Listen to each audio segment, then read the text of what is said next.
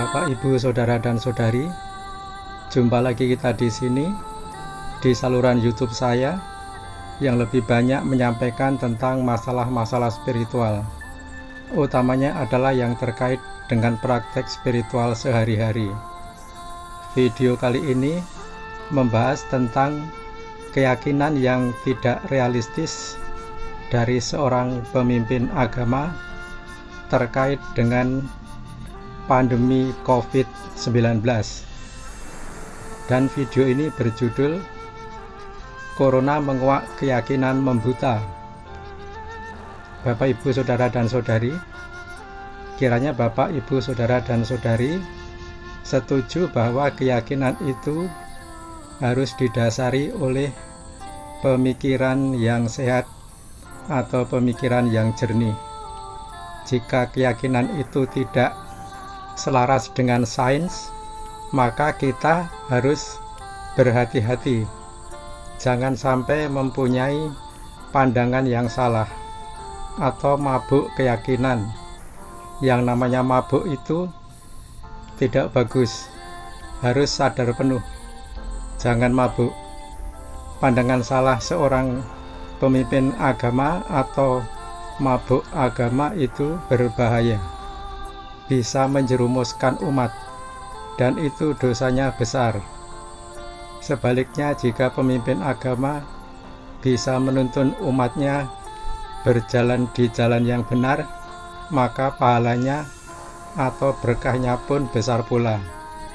Makin banyak umat yang mengikuti, mungkin ribuan atau bahkan jutaan umat, dosa atau pahala yang sangat besar dari seorang pemimpin agama tergantung dari pemimpin tersebut menjerumuskan umat atau menuntun umat berjalan pada jalan yang benar. Jadi di sini menjadi seorang pemimpin agama itu sangat riskan, sangat berisiko besar. Jangan berpikir hanya dari materi saja yang bisa diperoleh dari seorang pemimpin agama, tetapi harus berhati-hati jangan sampai khotbah-khotbahnya atau pandangan-pandangannya menjerumuskan umat. Bapak, Ibu, Saudara dan Saudari, sebelum lanjut, mari terlebih dahulu kita saksikan cuplikan video berikut ini. Saya juga heran cara Allah bekerja. Sekarang ini gereja melarikan diri dari kenyataan dan tidak menjadi sahabat. Apa maksud saya?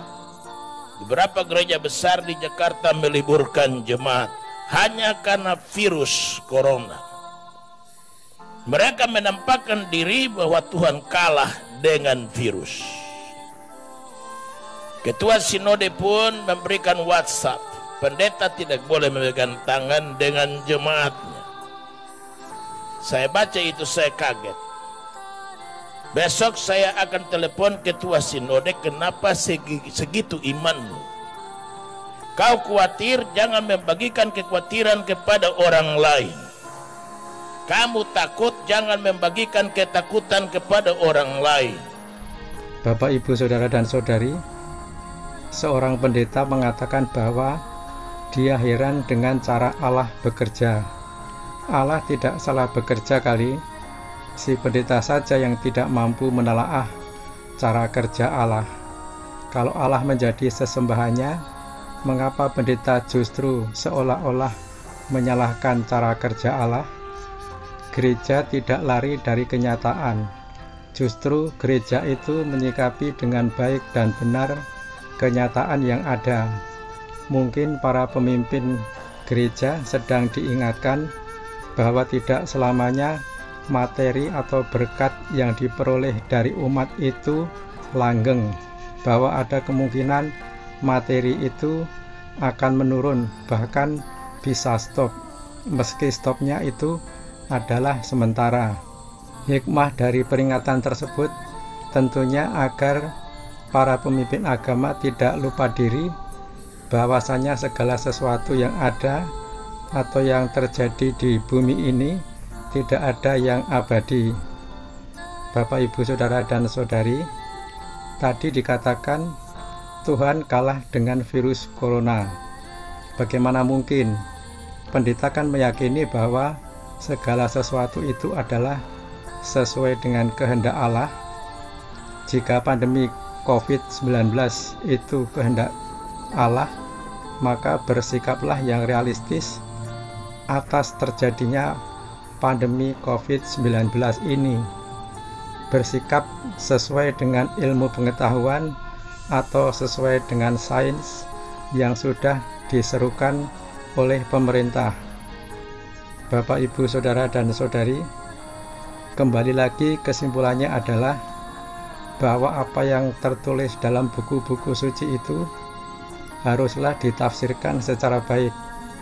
Penafsiran yang tidak bertentangan dengan sains, tidak bertentangan dengan asas kemanfaatan dan keselamatan banyak orang, bahwa apa yang tertulis dalam buku-buku suci itu haruslah ditafsirkan sesuai dengan norma-norma yang baik yang berlaku umum, harus diterjemahkan untuk kebaikan banyak orang dengan tidak memandang suku, agama, ras, dan antar golongan, demi untuk mengurangi pandangan yang salah.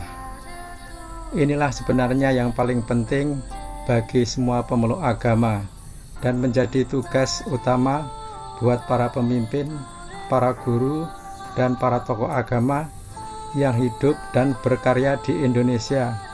Sudah barang tentu BPIP atau Badan Pembinaan Ideologi Pancasila paham benar tentang masalah ini. Kita tunggu saja bagaimana BPIP bisa masuk dan menangani masalah ini, agar tidak ada lagi pemahaman ayat-ayat suci yang keliru, tidak ada lagi fanatisme yang sempit, yang membuta, yang dapat mempermalukan bangsa. Nah, Bapak, Ibu, Saudara, dan Saudari, demikianlah bahasan tentang keyakinan yang tidak realistis dari seorang pemimpin agama terkait dengan pandemi COVID-19. Jika Bapak, Ibu, Saudara, dan Saudari tidak menyukai, tidak setuju, atau tidak sependapat dengan uraian atau bahasan di video ini, mohon kiranya Bapak, Ibu, Saudara, dan Saudari berkenan untuk mengabaikannya saja dan melupakannya. Anggaplah itu sebagai pendapat pribadi yang boleh berbeda, yang dijamin oleh undang-undang. Akhirnya kepada Bapak, Ibu, Saudara, dan Saudari semua yang sudah menonton video ini hingga selesai, saya mengucapkan banyak terima kasih. Semoga bermanfaat. Sampai bertemu kembali di video saya yang lain. Wassalam.